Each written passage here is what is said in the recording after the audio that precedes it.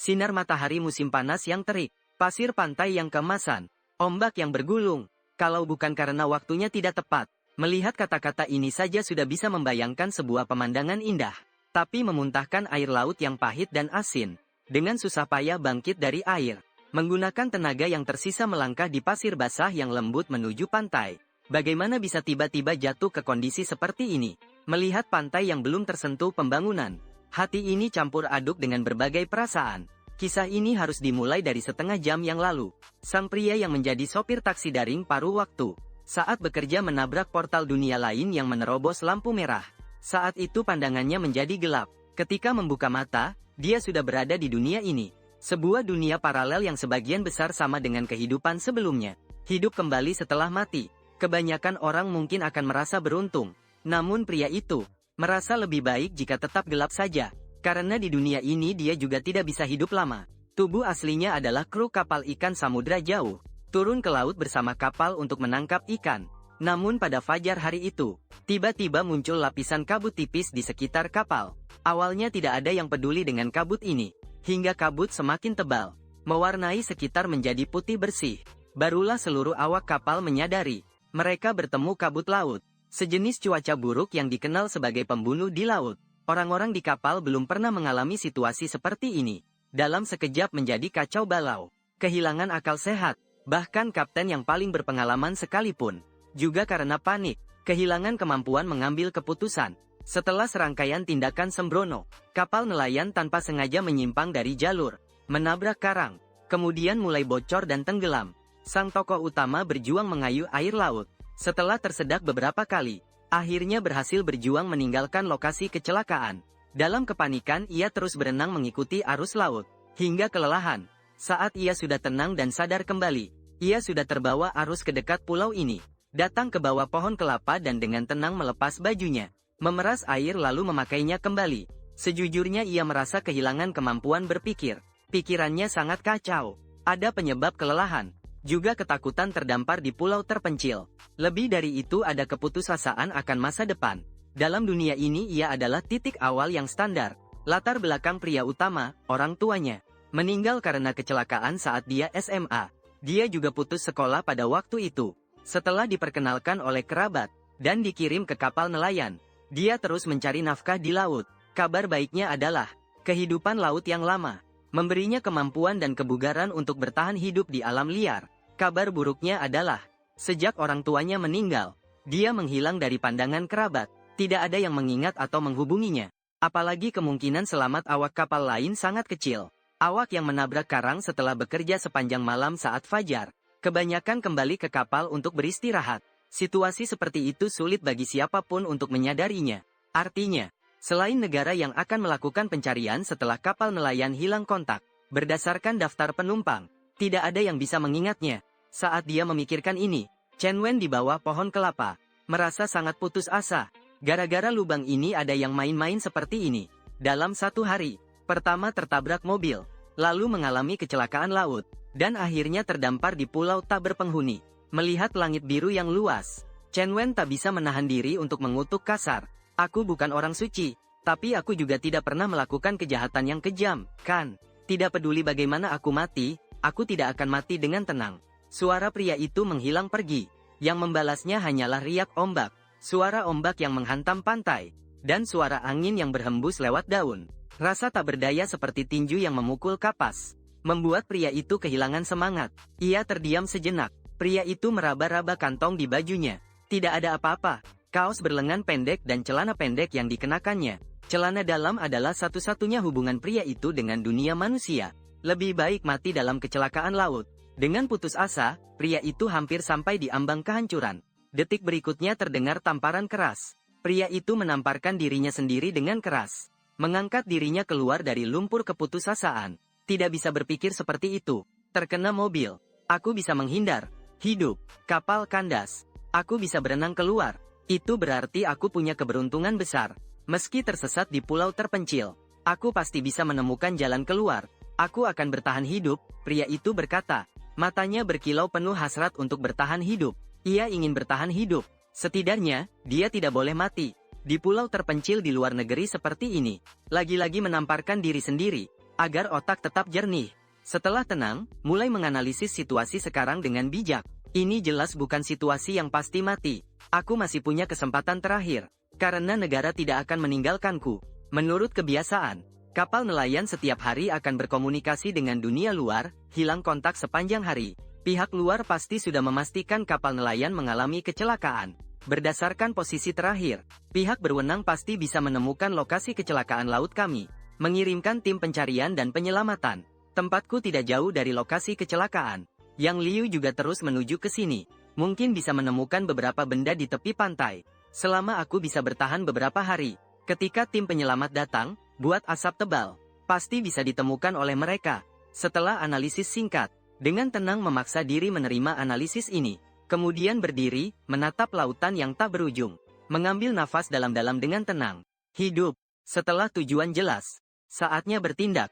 Bertahun-tahun pengalaman di laut memberitahu Cheng Wen. Sekarang adalah saat tubuhnya paling bertenaga. Seiring berjalannya waktu, tubuh terus mengalami penurunan energi. Energi yang tersimpan. Kelaparan pun perlahan datang menghampiri. Saat itu tenaga dan kemauannya akan melemah. Tenaga dan kemauan tak akan seperti sekarang ini. Harus segera bergegas dengan tenang. Berpikir untuk cepat berjalan menuju pantai. Dia harus pergi ke pinggir laut dan mencoba peruntungan. Melihat apakah bisa menemukan beberapa barang yang terbawa arus. Sesuai dugaan Cheng Wen, di pantai memang ada beberapa barang yang terdampar. Saat itu air pasang perlahan surut. Banyak benda dari peradaban manusia tiba-tiba muncul di pantai. Ini sepertinya serpihan tubuh kapal. Cheng Wen dengan lembut menendang. Barang di depannya adalah selembar besi kecil sebesar telapak tangan. Barang ini kalau diolah bisa dipakai sebagai pisau. Mengambil besi itu, Cheng Wen menyentuh tepi yang tajam. Berpikir untuk berjalan lebih cepat. Di depan dia menemukan sebuah tas ransel.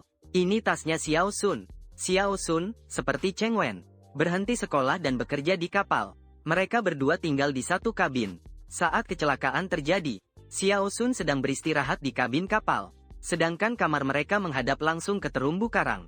Diam sejenak, Cheng Wen mengangkat tas ransel itu. Setelah membuka ransel, barang-barang di dalamnya membuat ekspresi tenang sedikit lebih rileks. 3 botol Pepsi dan 2 bungkus besar ceker ayam pedas asam. Makanan dan air semuanya adalah kesukaan Xiao Sun. Tapi kamu tiap kali bawa Pepsi, apakah kamu keberatan dengan Coca-Cola? Sudut bibir yang tenang terseret sedikit, namun tak bisa tersenyum. Matanya penuh dengan kesedihan yang mendalam. Jika dibandingkan dengan saudara-saudara di ruang kapal, sebenarnya dia masih terhitung beruntung. Setidaknya dia masih bisa bernapas, bisa merasakan sedih dan bahagia. Dengan ringan menggelengkan kepala, mengusir pikiran yang mengganggu dari benaknya, dia terus mencari di sela-sela ransel itu. Di kompartemen terbuka di sisi, dia menemukan barang yang familiar. Bukankah ini hiasan yang aku beli waktu pulang terakhir kali? Dia mengambil barang itu, meletakkannya di telapak tangan. Ini adalah mahkota buatan proyek, memberikan kesan yang sangat kuno. Waktu itu dia langsung menyukai mainan kecil ini. Bargain dengan penjual selama cukup lama. Akhirnya membelinya seharga 100 yuan. Bahkan membuat Xiao Sun menertawakan beberapa kali. Barang ini tidak bergunakan. Dia memainkan mahkota itu dan hendak mengembalikannya ke tempat semula. Namun pada saat itu, mahkota proyek itu tiba-tiba hancur dan lenyap. Namun dalam benak yang tenang, tiba-tiba muncul sesuatu yang aneh. Warisan druid telah dimulai.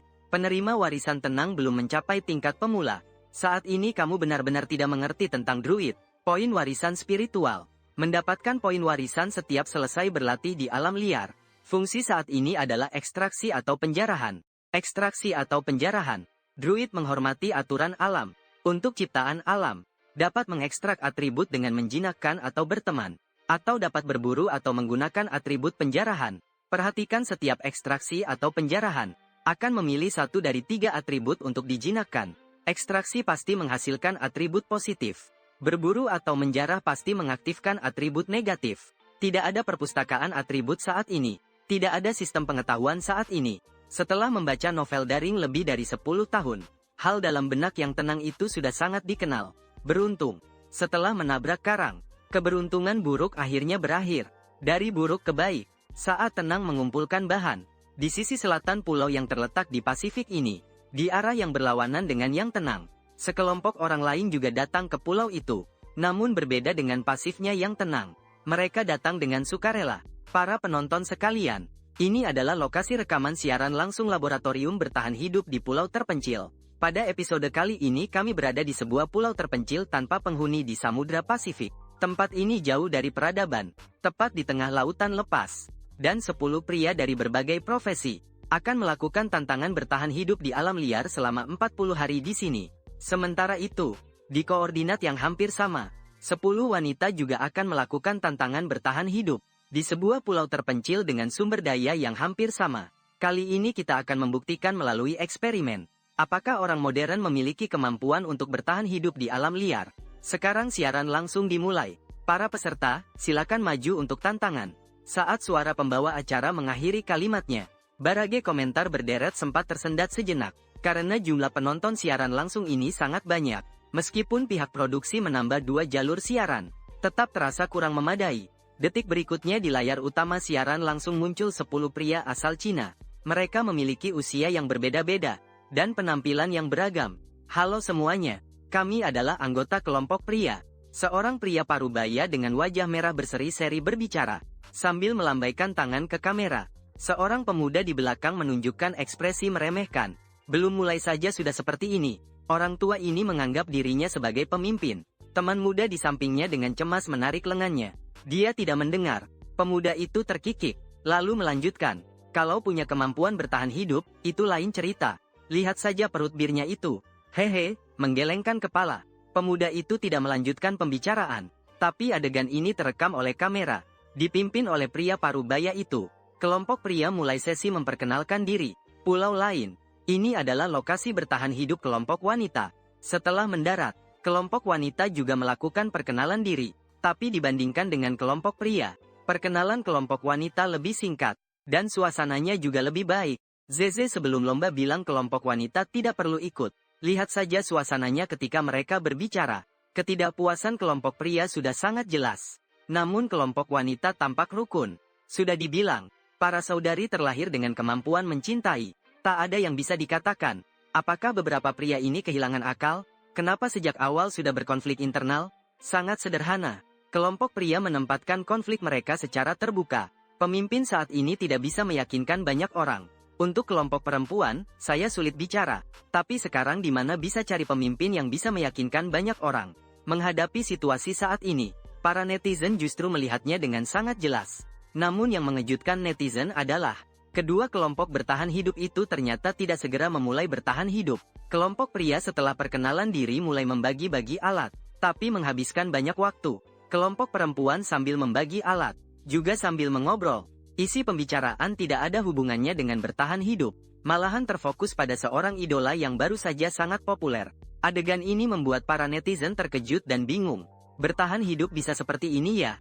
Di luar pulau, area tempat tim produksi program eksperimen bertahan hidup di pulau terpencil. Di sini terasa suasana tegang.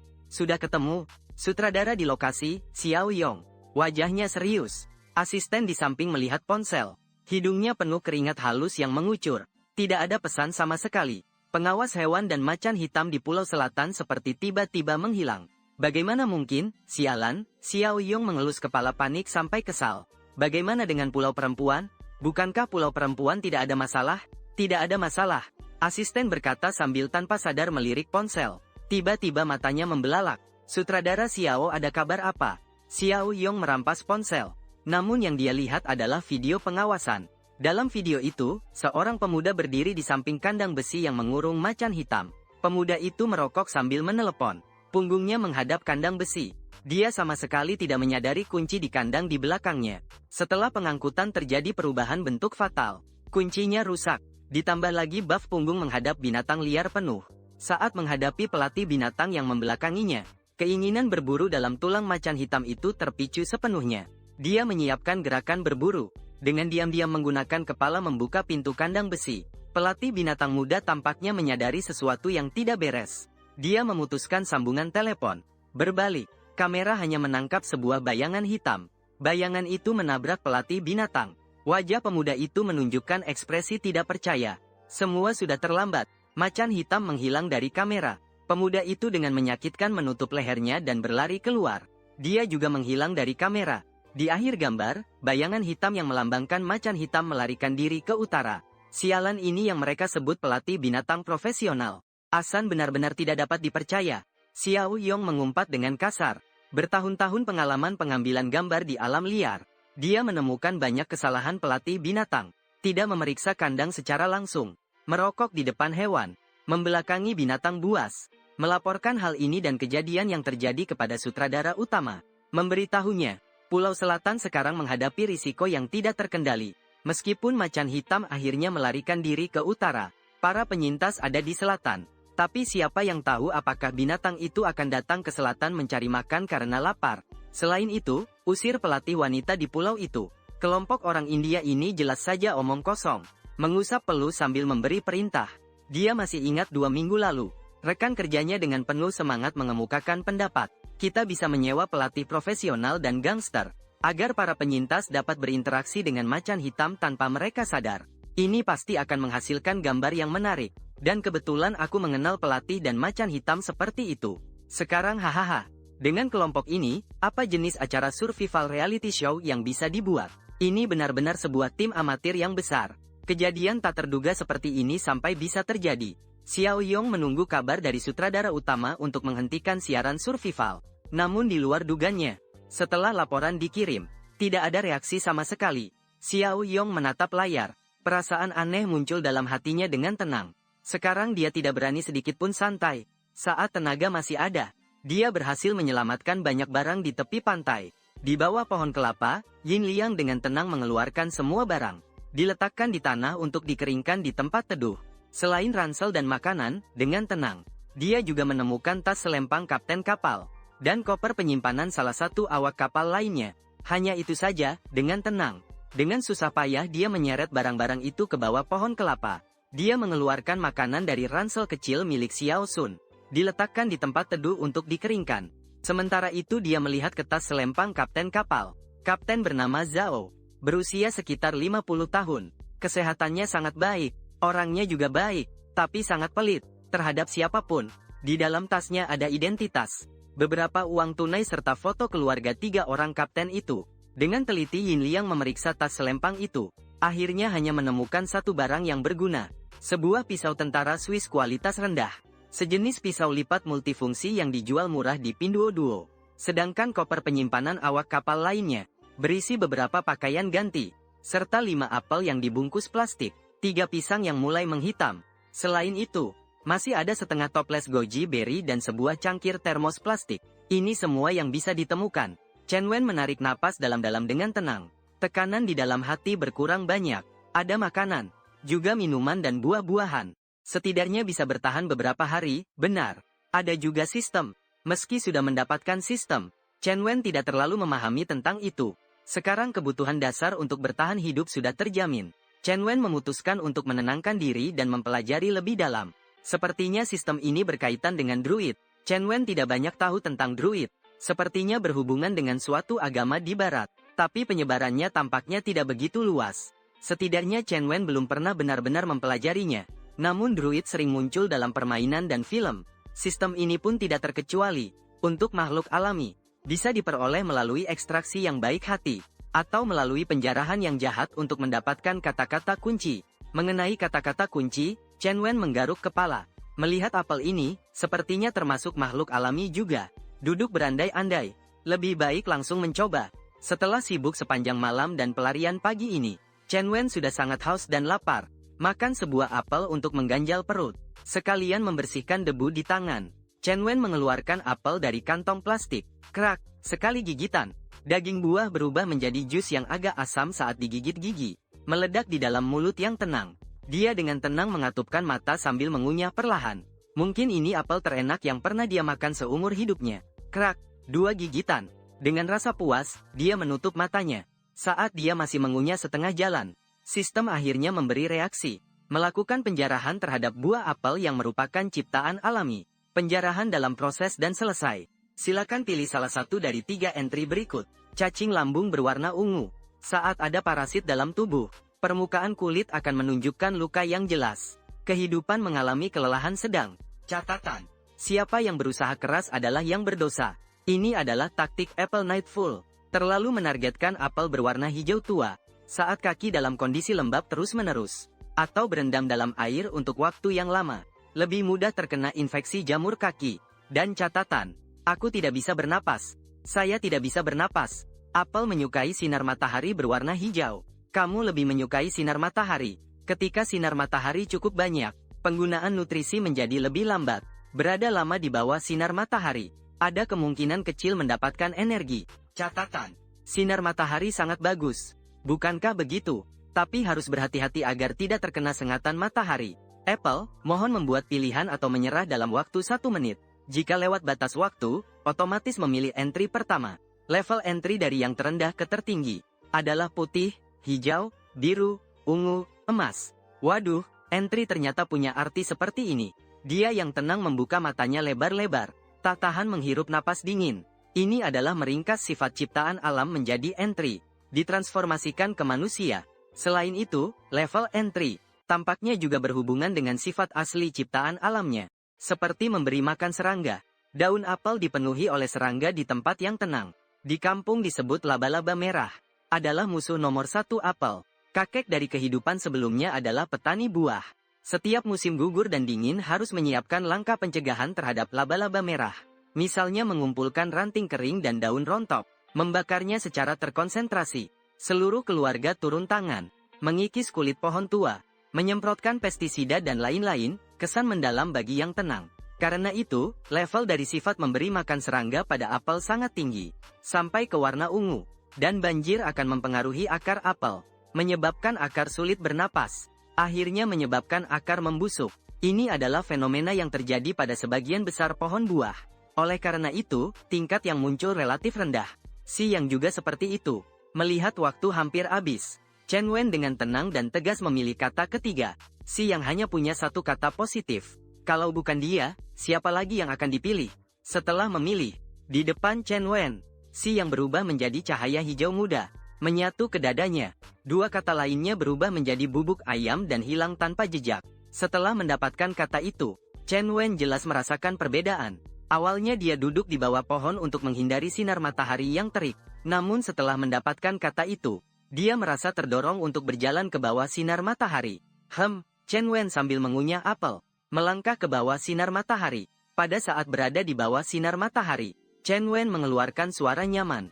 Sangat menyenangkan. Sinar matahari yang terik menyentuh kulit. Walaupun ada sedikit rasa terbakar, namun sel-sel di bawah kulit Chen Wen bersorak, seperti sedang berendam di pemandian air panas.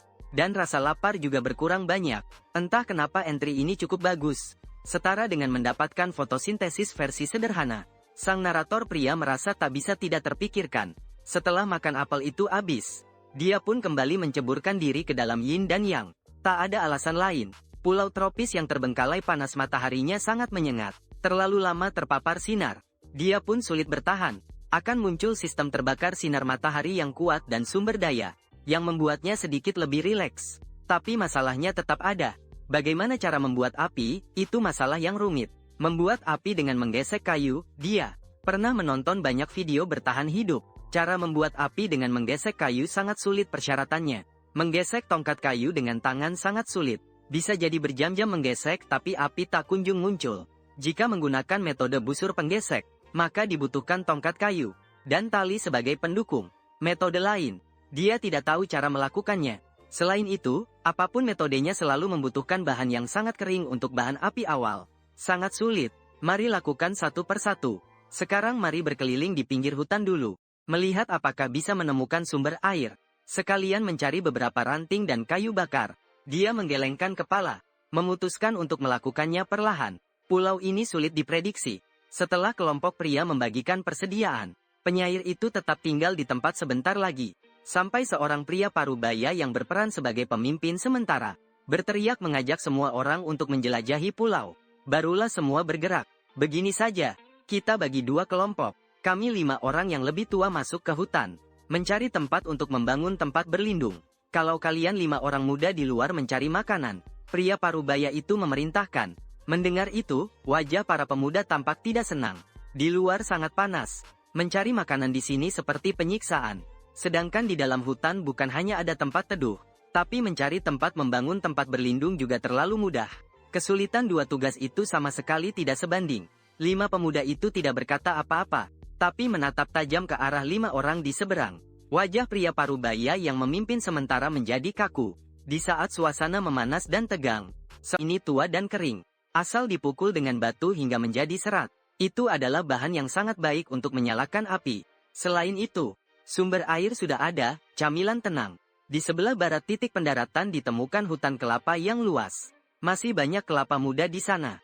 Sari kelapa yang manis di dalamnya bisa digunakan sebagai sumber air. Pagi tadi sedang surut. Nanti akan mencapai masa air laut pasang surut terendah. Saat itu bisa mengumpulkan beberapa makanan di pantai. Tenang duduk di tanah. Sambil memulihkan tenaga. Sambil memikirkan tindakan selanjutnya. Pepatah lama berkata, perut kenyang, hati tenang. Makanan sangat penting. Tugas utama saya berikutnya adalah menyimpan makanan. Mencari sumber air yang stabil. Mempersiapkan menara sinyal siap dinyalakan kapan saja. Sekarang makan dulu. Mengisi perut dulu. Sekaligus lihat apakah bisa mendapatkan entry kata baru. Sambil berbicara dengan tenang. Memandang ke arah pisang. Apa ya entry kata yang bisa keluar dari benda ini? Mengambil sebatang pisang. Dengan tenang. Mengupas kulit hitamnya. Beruntung. Bagian dalam pisang ini tidak membusuk. Dengan tenang menggigit sebatang pisang. Aroma khas pisang menyebar di dalam mulut. Saat lapar, apapun rasanya seperti makanan lezat di dunia. Sambil merenung, sistem memberi tanda. Melakukan perampasan terhadap benda alam pisang. Perampasan selesai. Silakan pilih salah satu dari 3 entry kata berikut. Belum musim dingin belum. Saat suhu terlalu rendah. Reaksi melambat. Kehidupan melemah dengan jelas. Catatan. Jangan masukkan aku ke dalam kulkas. Apa kamu tidak tahu pisang bisa luka dingin? Pisang besar biru yang meningkatkan batas pertumbuhan ukuran tubuh. Catatan. Kamu bilang aku adalah pohon. Tidak. Aku hanya sebatang rumput yang lebih besar ukurannya. Kehidupan pisang yang kuat. Ungu, kamu lebih sulit mati. Setelah tubuh terluka, kemampuan pemulihan meningkat secara signifikan. Tapi harus perhatikan konsumsi nutrisi. Catatan ya, bawakan aku kematian. Silakan datang saja. Kecuali pisang terempat. Tolong buat pilihan atau menyerah dalam 1 menit. Jika lewat waktu akan otomatis memilih entry pertama. Hebat, entry ungu tenang. Melihat entry ketiga. Kehidupan kuat, tak bisa menahan rasa kagum. Entry ini bisa dibilang khusus dibuat untuk yang ingin bertahan hidup. Tidak mudah mati. Meningkatkan kemampuan pemulihan luka. Semua angka. Pesona angka murni. 2 kalimat singkat. Namun jauh lebih menarik dibandingkan dengan tulisan kecil siang. Ini seperti rangkaian gerakan mulus Raven, namun dihancurkan secara kasar dan sederhana oleh nilai numerik garen besar. Sikap sang Tuhan berubah sedikit, tanpa ragu-ragu, memilih kehidupan yang kuat. Ketika cahaya ungu pecah dengan tenang, merasa kekuatan baru yang sama sekali berbeda. Tubuh yang lelah seketika menjadi segar kembali. Hanya saja rasa lapar menjadi lebih parah. Ini mungkin satu-satunya efek sampingnya. Bangkit dan memeriksa tubuh sesaat setelah itu. Dengan mantap memutuskan memanfaatkan waktu pemulihan tubuh. Segera menyalakan api, karena sebentar lagi dia harus pergi mencari laut. Beberapa makhluk di laut memang bisa dimakan sebagai sashimi, namun memiliki risiko diare. Dan di alam liar, risiko seperti ini harus dihindari sebisa mungkin. Karena diare di alam liar bisa melemahkan selama beberapa hari. Atau dalam kasus berat, kematian akibat dehidrasi. Api adalah penggerak penting yang membawa manusia ke zaman Neolitikum. Dengan api, manusia dapat memasak makanan, mengusir rasa dingin, mengusir binatang buas. Dan bagi para penyintas, api adalah salah satu elemen kelangsungan hidup yang sangat penting. Seorang penyintas pernah menyimpulkan, untuk hidup nyaman di alam liar, kamu harus memiliki sumber air yang stabil, api unggun, makanan yang cukup serta tempat berlindung yang aman. Terutama bagi Chen Wen. Sekarang kebutuhan Chen Wen akan api mencapai tingkat tertinggi. Baik untuk memasak makanan selanjutnya maupun menyuling air laut, untuk memperoleh air tawar, bahkan untuk membuat asap tebal. Meminta pertolongan juga membutuhkan api. Namun bagaimana membuat api adalah tantangan besar bagi Chen Wen, yang harus dia lewati. Aku tahu cara busur dan juga cara gosok tangan. Membuat api dengan menggosok kayu. Cara gosok tangan tidak aku pertimbangkan. Itu terlalu melelahkan, dan sangat bergantung pada keberuntungan. Chen Wen mengerutkan kening. Berpikir bahwa hanya bisa menggunakan cara busur. Tanpa ragu langsung melakukan. Chen Wen mengambil sepatu yang sedang dijemur di satu sisi. Melepas tali sepatu. Kemudian dia mencari sebatang kayu keras yang melengkung. Mengikat tali sepatu pada kayu itu sebagai alat busur. Cari kayu kering lurus lainnya yang berfungsi sebagai bor. Yaitu tongkat pengambil api. Selain busur dan bor, juga harus ada papan pengambil api. Saat Chen Wen mengumpulkan bahan-bahan, dia mendapatkan banyak tempurung kelapa. Syukurlah kepada Tuhan. Selama waktu ini sepertinya tidak hujan di pulau. Kulit kelapa sangat kering, karena itu stabil. Berencana menggunakan kulit kelapa sebagai papan pengambil api. Kemudian bagian paling penting adalah tinder. Stabil masuk ke hutan, mencari sebuah batu, memilih kulit kelapa dengan hati-hati. Akhirnya dia memilih yang menurutnya paling kering, terus memukul dengan batu. Setelah memecah kulit kelapa yang kering, kulit kelapa berubah menjadi serat yang kering. Seharusnya ini bisa menjadi tinder. Stabil melihat timbunan itu agak kurang percaya diri. Tapi saatnya sudah tiba, hanya bisa mencoba. Setelah mengumpulkan tinder, Stabil melakukan langkah persiapan terakhir. Mengebor lubang di papan pengambil api, memotong lubang untuk mengeluarkan percikan api, serta meruncingkan bor. Selain itu, Stabil juga membuat tumpukan api menggunakan kotak kayu dan kulit kelapa. Menyalakan api setelah tinder terbakar. Semua persiapan selesai. Sudah 5 menit berlalu. Lao Zhao, kamu juga tidak tahu. Beli saja pisau tentara Swiss yang lebih bagus. Stabil berkata terengah-engah sambil mengeluh. Dengan tenang, dia mulai membuat api dengan metode menggosok kayu. Dia melepas bajunya, memperlihatkan bagian atas tubuhnya yang gelap dan kuat. Lalu mengikat bajunya kembali. Tangan kiri melindungi dengan baik. Kemudian memegang sebuah batu di telapak tangan kiri. Menekan tongkat penggosok yang sudah diikat pada busur ke papan penggosok. Dia memegang busur dengan tangan kanan. Mulai memberikan tenaga. Menghembuskan napas berat dengan tenang. Hampir tersedak napas. Alamak, kenapa benda ini susah sekali menggosoknya? Dia tak bisa menahan diri untuk berkata. Tapi walau susah, harus diselesaikan perlahan. Terus menarik busur. Membuat tongkat penggosok berputar. Berjuang selama sekitar 5 menit. Tongkat penggosok akhirnya menjadi jauh lebih halus karena gesekan. Dan dia juga mempercepat kecepatannya. Brit. Bersama dengan gesekan tongkat penggosok, api hitam yang muncul dalam alur semakin banyak. Bersamaan dengan penumpukan api hitam itu, lebih banyak percikan api keluar lewat celah kecil. Jatuh ke serbuk api yang telah dia siapkan dengan teliti. Melihat api mulai menumpuk cukup banyak, dia cepat-cepat mendirikan papan penggosok. Menuangkan semua api yang terkumpul ke dalam serbuk api. Menutup serbuk api itu rapat-rapat. Dia mengangkat api unggun di depan tubuhnya. Meniupnya pelan-pelan. Segera asap mengepul dari tungku. Sang narator mencium bau pembakaran. Menjadi tenang. Menahan hati yang berdebar. Tangan yang gemetar terus meniup. Asap semakin tebal. Bahkan muncul asap kuning. Tapi api yang diinginkan Chen Wen belum muncul. Apa yang terjadi ini? Sang narator merasa cemas. Mengernyit dan berpikir. Tiba-tiba dia sadar tangannya mencengkeram api unggun sangat erat. Mungkinkah karena kekurangan oksigen? Sang narator cepat melepaskan genggaman. Hanya menggenggam api unggun dengan beberapa jari. Terus meniup. Sang narator menarik napas dalam-dalam. Meniup perlahan, asap menjadi lebih pekat. Saat sang narator menghabiskan hembusan napas ini, hampir kehilangan kesadaran, matanya hampir menoleh ke atas. Sang narator seolah mendengar suara nyeri. Detik berikutnya, api jingga melompat keluar dari sela-sela jarinya. Tak peduli rasa panas di jari, sang narator menghirup napas dengan marah. Dengan hati-hati memasukkan api unggun ke dalam api unggun yang sudah disusun. Saat tempurung kelapa di dalam mulai terbakar, kayu kering di luar juga mulai terbakar. Sialan, benar-benar jadi apa yang aku bilang. Aku benar-benar anak takdir. Aku tidak akan mati. Dengan tenang dia tertawa keras. Ini adalah saat dia paling bersemangat setelah menghadapi berbagai kejadian tak terduga berturut-turut. Saat itu adalah momen paling menggembirakan baginya. Api oranye kemerahan itu di mata tenangnya. Seperti roh api yang menari, membuat hatinya penuh dengan sukacita dan semangat. Api benar-benar adalah sesuatu yang luar biasa. Dia bersyukur dengan penuh perasaan. Memikirkan hal itu, dia juga merasakan perubahan dalam sikapnya.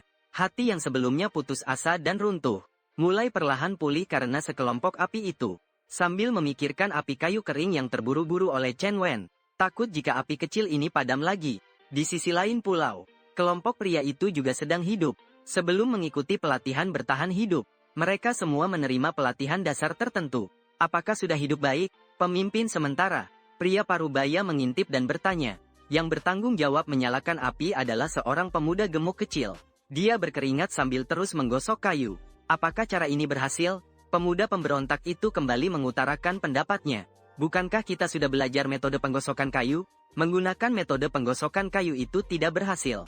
Ini sangat melelahkan sekali. Pria parubaya menggelengkan kepala. Dengan tangan bersedekap berkata, Makanya aku bilang kalian ini masih muda. Menggesek kayu untuk membuat api. Itu adalah kebijaksanaan leluhur kita. Kaisar Yan. Beliau dahulu yang mewariskan cara membuat api. Bukankah yang membuat api dengan menggesek kayu adalah Sui Rensi? Seorang mahasiswa yang belajar obat herbal bertanya dengan muram. Begitukah? Pria parubaya terkejut sejenak, namun langsung menggelengkan tangan. Itu tidak penting. Yang penting kita tidak boleh melupakan cara leluhur kita. Menggunakan cara orang asing itu seperti tidak ada jiwanya. Paham? Belum sempat pria parubaya melanjutkan bicara. Pemuda pemberontak itu langsung mengumpat kesal. Kayaknya jiwa itu bukan kau yang gesek ya. Gemuk kecil, jangan dengarkan dia. Kerja keras gesek kayu dengan tangan. Takutnya sampai tahun depan nanti juga belum dapat. Mendengar itu, si gemuk kecil berpikir sejenak. Dengan tegas membuang tongkat di tangannya. Hanya dalam waktu sebentar saja. Menggesek sampai kedua tangannya sakit. Masih lebih baik pakai cara umum saja. Melihat itu, pria parubaya. Wajahnya berubah pucat dan biru. Dia ingin marah. Tapi melihat tubuh muda pemberontak yang kuat membuatnya ragu-ragu. Untunglah pria parubaya yang kaya datang tepat waktu. Membiarkan pria parubaya itu membantu memeriksa bagaimana mengolah ikan yang ditangkap. Kemudian menenangkan pemuda itu beberapa kata. Barulah suasana menjadi agak mereda. Bertahan hidup juga bisa dilanjutkan. Konflik di kelompok pria sangat intens. Utamanya adalah pria gemuk berminyak itu. Banyak yang sok tahu tapi tidak paham. Cepat turunkan orang itu. Dia di sini hanya efek samping saja. Ngomong-ngomong tadi ada helikopter terbang dari dalam pulau. Apa yang sedang mereka lakukan? Mungkin memberi perlengkapan. Kalau tidak dengan kondisi fisik orang sekarang, siapa yang bisa bertahan hidup di pulau seperti ini? Kelompok wanita juga bergerak, tapi hanya memindahkan tempat ngobrol. Dari titik pendaratan ke dalam hutan di luar pulau. Apa maksudnya tidak berhenti? Xiao Yong mengulang kata-kata sutradara utama. Sebuah rasa dingin naik dari tulang punggung. Perasaan aneh itu menjadi kenyataan. Suara sutradara utama di telepon masih terus semangat. Jangan terlalu bersemangat. Tim penyelamat sudah bilang, harimau hitam itu kemungkinan besar pergi ke hutan hujan di utara. Orang kita terkonsentrasi di selatan. Bagaimana bisa tiba-tiba pergi ke hutan hujan di utara? Apakah bahaya tidak terlalu besar? Selain itu, aku juga meminta ahli dan pelatih binatang dari pihak Asan untuk menganalisis sebentar. Macan kumbang hitam ini sebelumnya selalu dipelihara di lingkungan hutan hujan. Sekarang dia pasti akan pergi ke medan yang paling dikenalnya. Kamu jangan terlalu memikirkannya. Mendengar itu, Xiao Yong menjadi gelisah. Tapi tidak ada yang bisa dicoba.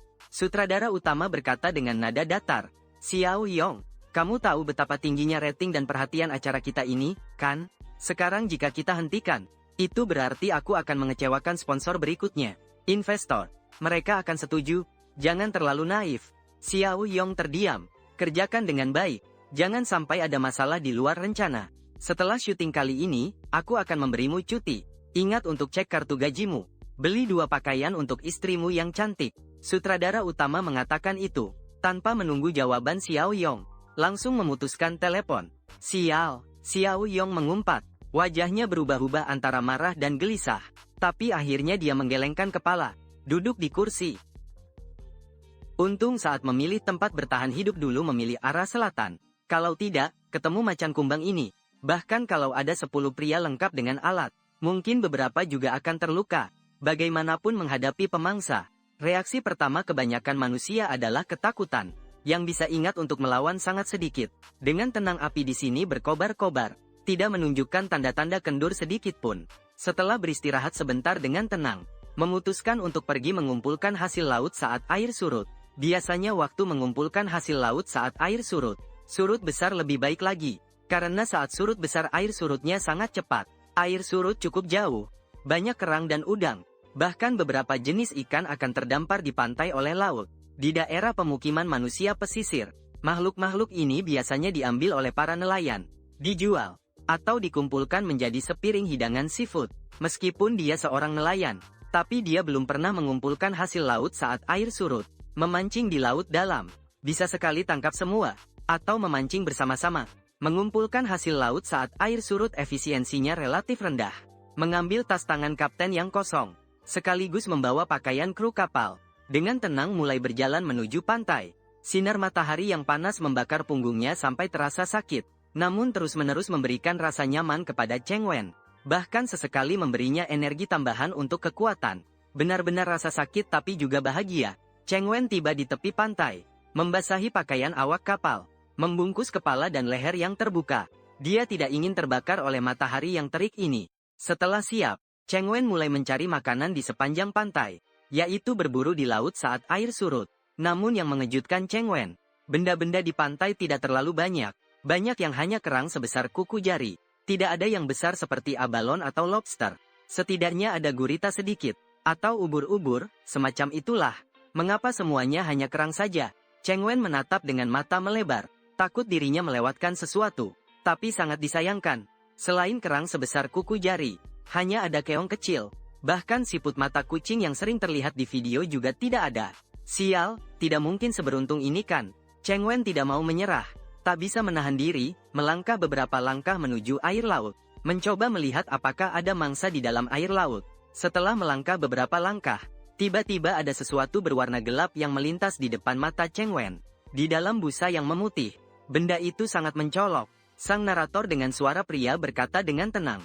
Dia tak sempat melihat jelas benda itu, langsung melangkah dan menginjaknya. Dengan getaran yang terasa dari sol sepatu, dia tahu dia akhirnya mulai bertindak. Menunggu air pasang surut, dia membungkuk, perlahan menggeser kaki dengan hati-hati, lalu cepat menggunakan tangannya menekan pisau tentara Swiss ke atasnya. Melihat dengan seksama, sesuatu yang aneh muncul di pandangannya. Setelah melihat benda itu dengan jelas, di wajahnya muncul senyuman penuh sukacita. Benda ini tak banyak dagingnya, namun memiliki banyak keistimewaan. Yang dasar, misalnya, mampu berenang dengan sangat cepat, bergerak dengan lincah luar biasa, misalnya kemampuan mengenali warna, dan sepasang kaki yang sedikit unik. Manusia bisa melihat 3 warna dasar, dan berdasarkan 3 warna itu membayangkan warna lain yang lebih banyak. Sedangkan makhluk ini benar-benar hebat, dia bisa melihat lebih dari 10 warna, dan kakinya yang ganas sangat menakutkan. Sangat mudah baginya untuk menghancurkan akuarium kaca dengan satu pukulan. Misalnya yang agak berlebihan, kalau manusia memiliki kemampuan seperti makhluk ini, menggunakan kemampuan berjalan di permukaan air, pada dasarnya bisa melempar satelit buatan ke orbit bumi dari tanah. Begitu luar biasanya. Serius deh, kalau sistemnya utuh begitu saja, membuatku mendapat kemampuan pukulan kepiting mantis. Bro, ngapain lagi harus hidup? Mending langsung jadi biksu, oke.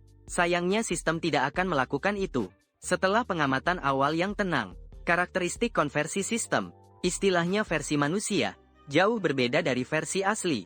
Cheng Wen berpikir memasukkan kepiting mantis di bawah kakinya ke dalam tas selempang. Selain itu, nama ilmiah kepiting mantis ini adalah mantis shrimp atau shrimp valley. Itu yang dengan sekali pukulan bisa menghancurkan akuarium ikan. Bisa dikatakan sepupunya bernama mantis shrimp burung gereja. Semua itu didapat Cheng Wen saat duduk di kapal nelayan, mendengar para awak kapal membual. Karena di lingkungan laut seperti itu, membual adalah cara terbaik menghabiskan waktu. Dan isi membualnya umumnya berkisar pada lautan yang menjadi sumber penghidupan awak kapal, atau tentang wanita. Setelah menyimpan kepiting mantis dengan baik, Cheng Wen melanjutkan berjalan. Tak lama kemudian, ia menemukan sesuatu lagi. Apakah ini jejak tidur pasir? Cheng Wen mengulurkan tangan dengan ragu. Dia menyentuh butiran pasir di tanah. Dia dengan hati-hati menggali pasir itu. Sebuah kerang laut yang unik muncul di hadapannya. Kerang mata kucing juga disebut kerang mata kucing. Sering muncul di banyak video mencari hewan laut.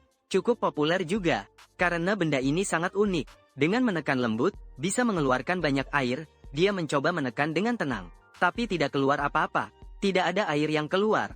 Bahkan hampir terkena cakaran kerang mata kucing. Tepi yang tajam melukai tangannya, susah diatasi. Diam saja dan lanjut cari yang berikutnya. Setelah kerang mata kucing mengeluarkan air sendiri dengan tenang, dia dengan lesu meletakkannya di dalam tas kecil. Sekitar 20 menit. Dengan tenang, dia khawatir api unggun akan padam. Maka dengan cepat menghentikan kegiatan mencari hewan laut. Kembali ke bawah pohon kelapa di titik pendaratan. Dengan tenang, dia melempar tas kecil yang agak berat ke tanah. Hasil mencari hewan laut kali ini tidak terlalu banyak, tapi juga tidak sedikit. Di pulau ini yang tanpa campur tangan manusia, sumber daya perikanan masih sangat melimpah. Bahkan bagi orang seperti dia yang belum pernah mencari hewan laut, bahkan hanya punya pisau Swiss Army kualitas rendah sebagai alat pemula, masih bisa mendapat hasil yang cukup baik. Hasil kali ini didominasi oleh kerang mata kucing. Jangan-jangan ini adalah masa kawin mereka. Cheng Wen menambahkan beberapa kayu bakar, membuat api semakin menyala.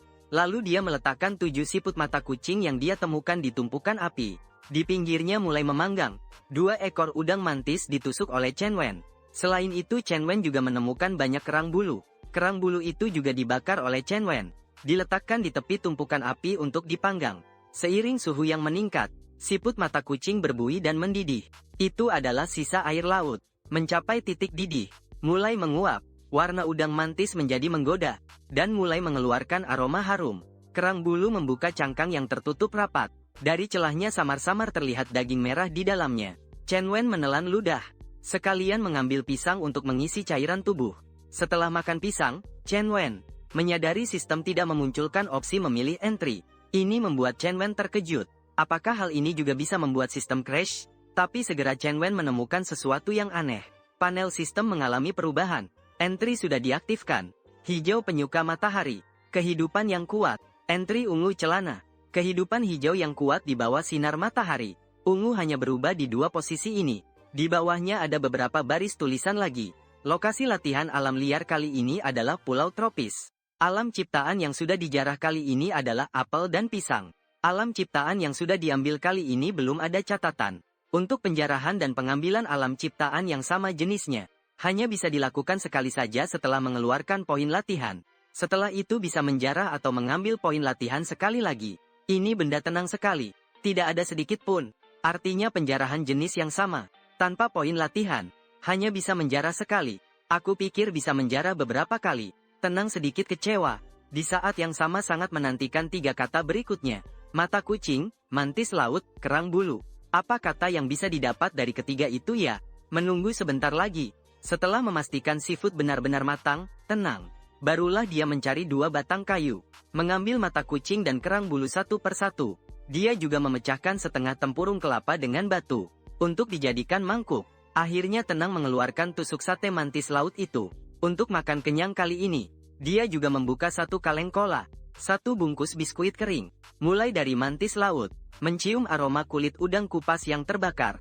Chen Wen sudah tidak sabar, mengupas kulit udang kupas. Cangkangnya yang keras. Daging udang putih lembut terekspos di udara. Saat disentuh tangan, lembut dan kenyal dengan stabil. Membuat mata terpaku. Dagingnya yang harum. Ada juga entry. Siapapun dewa pelindung yang memberkati stabilitas ini. Dengan ibu jari mendorong daging udang kupas keluar. Mendekatkan ke mulut. Menghisap daging udang yang lezat. Langsung memenuhi rongga mulut. Manis segar, dalam pikirannya hanya tersisa 1 kata. Meski profesinya nelayan. Stabil tidak sering makan seafood. Di kapal.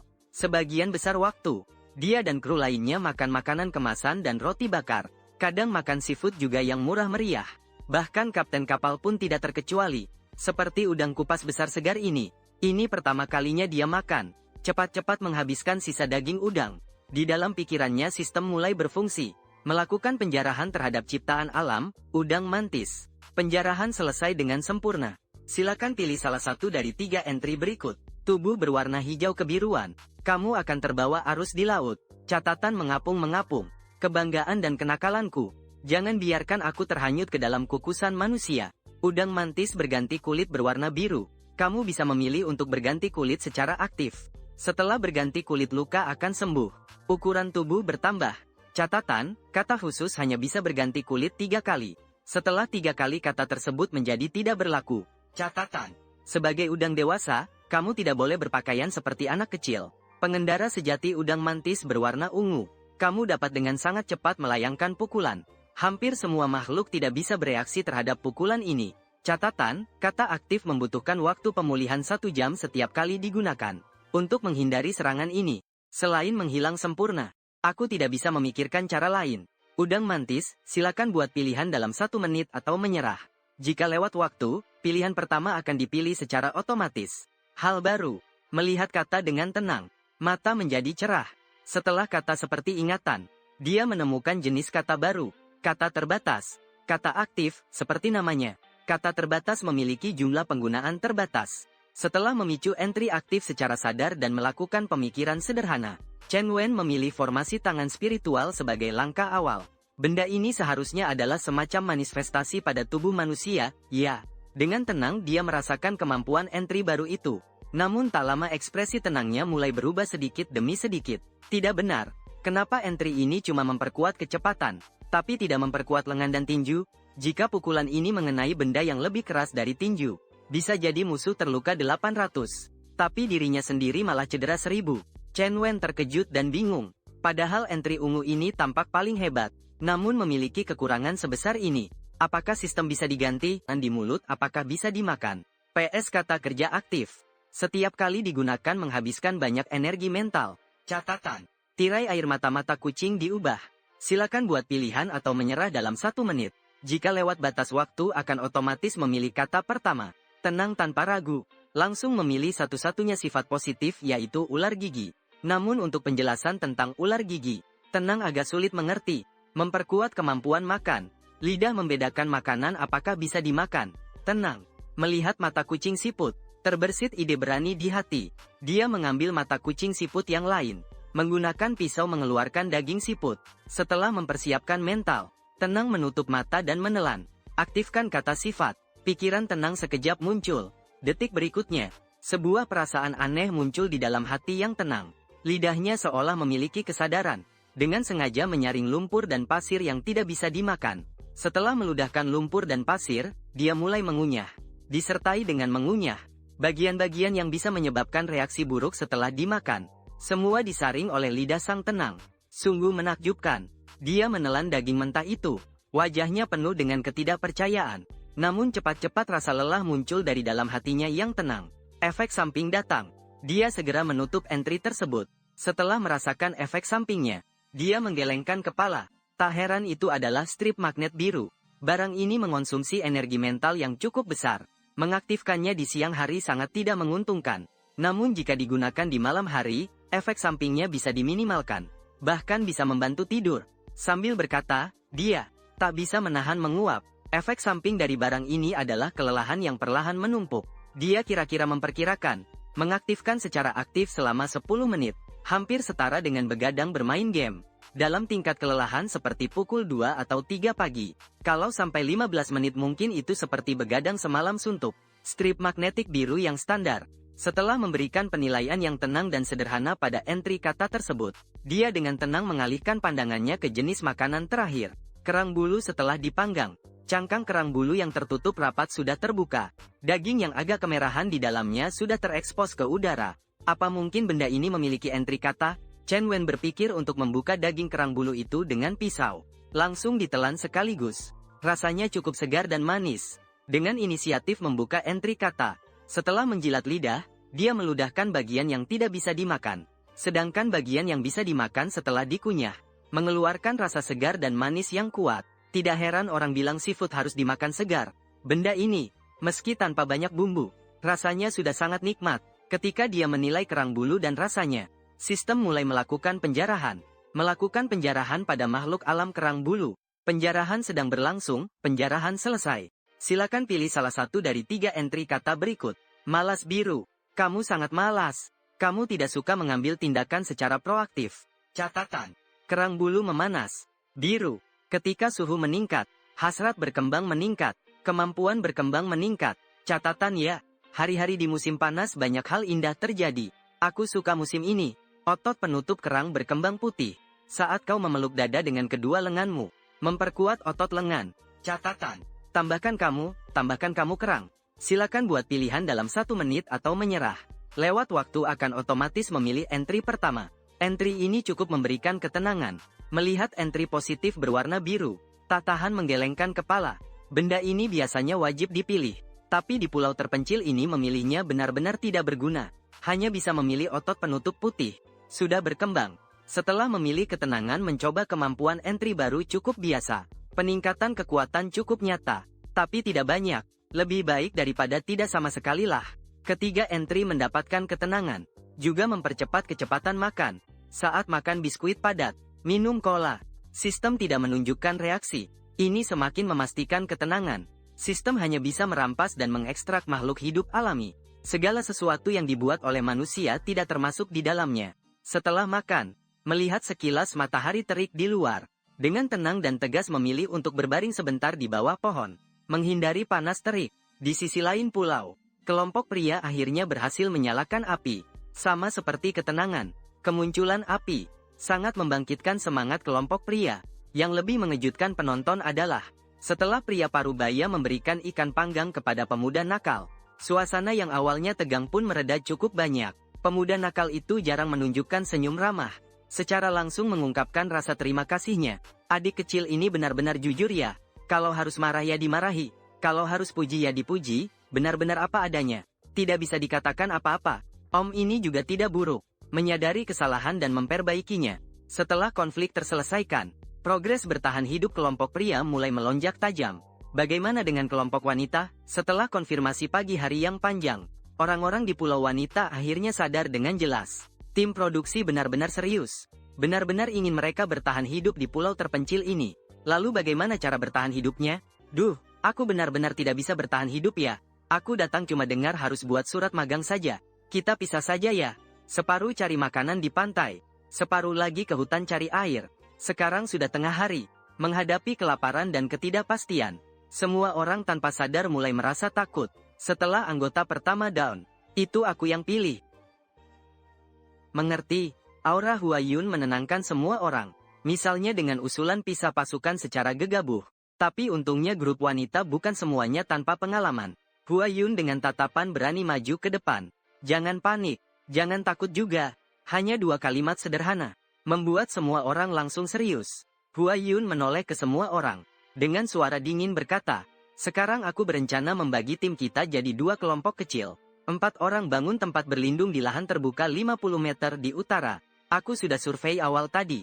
Lahan itu sangat cocok untuk membangun tempat berlindung. Pilihan terbaik saat ini. 5 orang lain ikut aku ke hutan cari makanan. Aku punya pengalaman berburu, busur recurve dan pedang di perlengkapan. Netizen juga bisa mengerti maksudnya. Kakak ini sangat keren ya. Huayun agak memiliki gaya Hua Mulan. Dalam sekejap mengendalikan seluruh situasi. Yang paling sulit didapatkan adalah saat orang lain sedang mengobrol dan santai. Huayun sendiri menjelajahi hutan sekitar. Kalau kelompok perempuan bisa mengikuti irama Huayun, efisiensinya tidak kalah dengan kelompok laki-laki. Tapi tak ada yang menyangka, saat Huayun berencana membagi kelompok, terdengar suara yang tidak harmonis. Dengan apa kamu memerintah? Kamu ingin mengendalikan pikiran kami kah?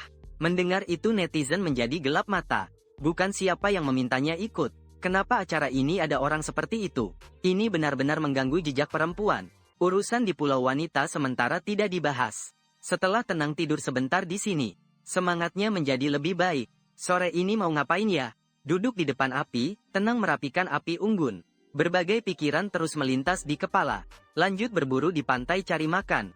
Dapat entry, atau jelajahi sekeliling dulu. Atau siapkan perlengkapan untuk minta tolong. Tapi sudah mikir lama. Sementara itu, aku belum memikirkan sesuatu yang sangat mendesak untuk dilakukan.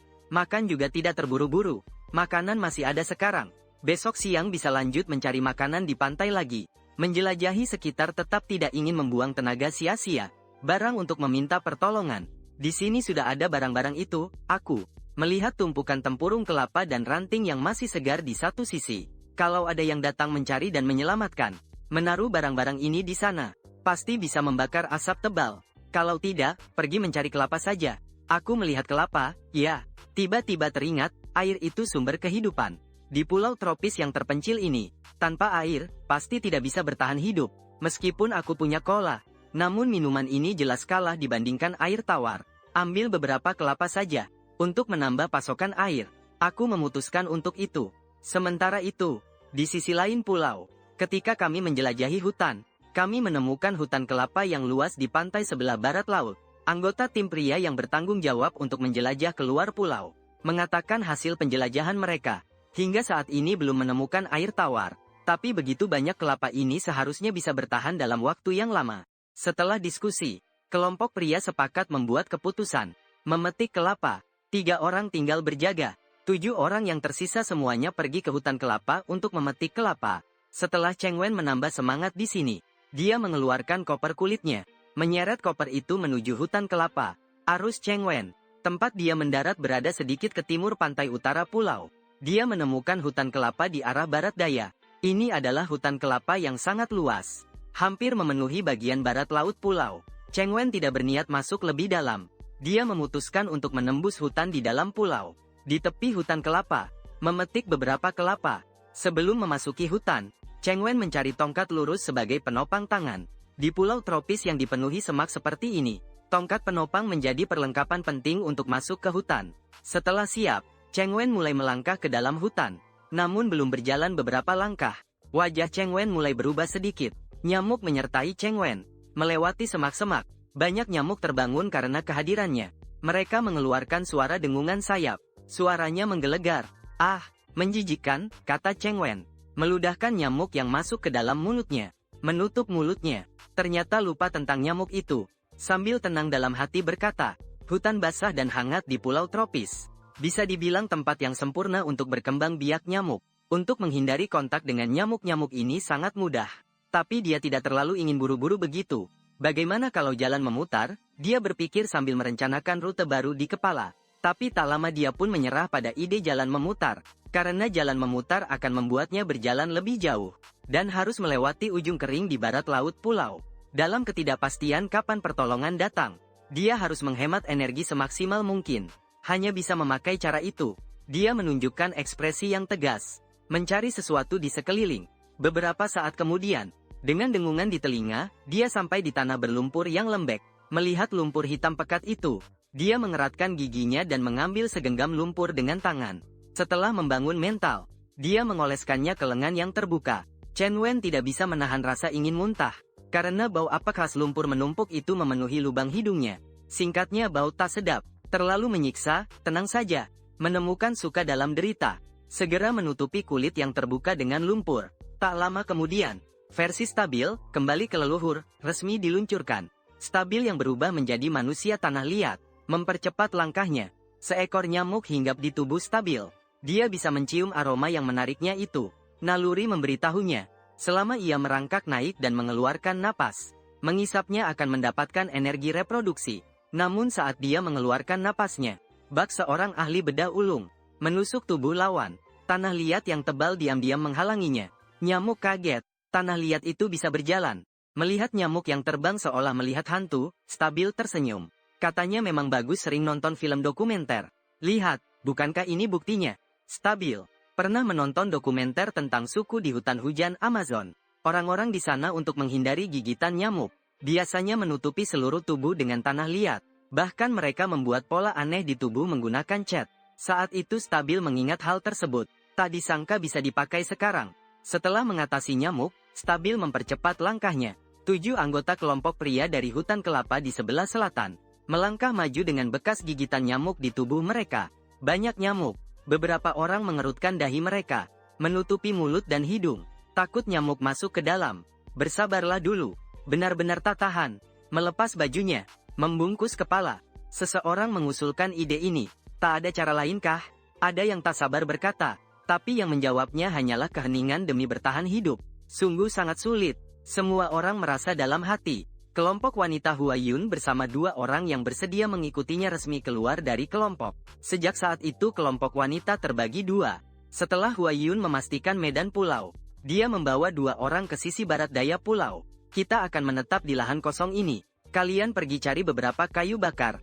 Nanti buat api. Saya akan cari makanan. Setelah membagi tugas, Huayun membawa busur melengkung menuju hutan. Dengan tenang dia sampai di bawah pohon kelapa. Sungguh tinggi, dengan tenang.